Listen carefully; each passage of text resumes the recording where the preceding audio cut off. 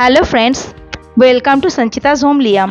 আজ আমি 56 ভোগের অন্যতম রেসিপি সরপুলি আপনাদের সঙ্গে শেয়ার করব। এটা বানানো খুব সহজ এবং এটা খুব টেস্টি হয়।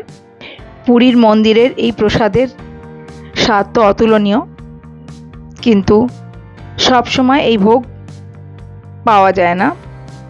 তাই ঘরে এই ভোগটা বানিয়ে কিছুটা হলেও উপভোগ করতে পারেন। তাহলে চলুন আজকের রেসিপিটা আমি শেয়ার করি।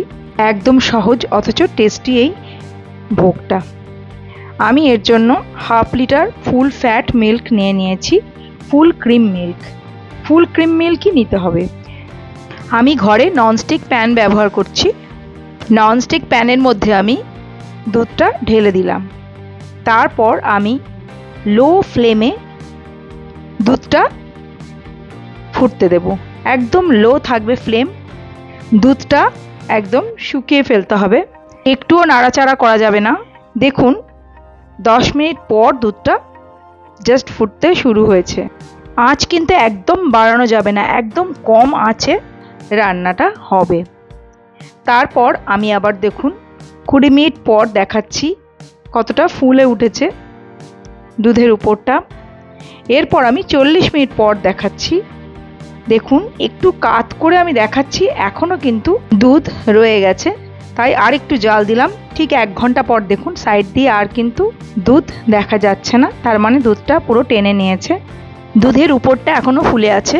হালকা ঠান্ডা হলেই দেখুন কতটা নেমে গেছে, একেবারে ঠান্ডা হয়ে গেছে। এবার আমি খুব সাবধানে স্প্যাচুলার সাহায্যে সাইডটা আগে ছাড়িয়ে নিচ্ছি।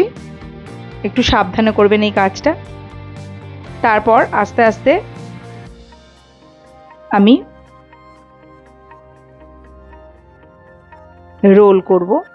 দেখুন খুব সাবধানে এভাবে রোল করতে হবে।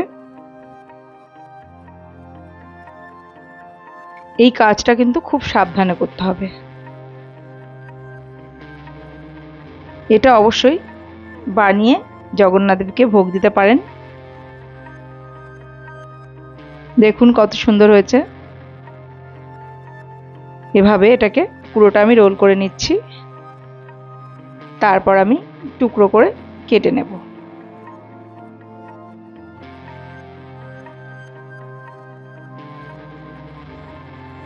আপনারা আপনাদের সুবিধা মতো টুকরো করে নেবেন।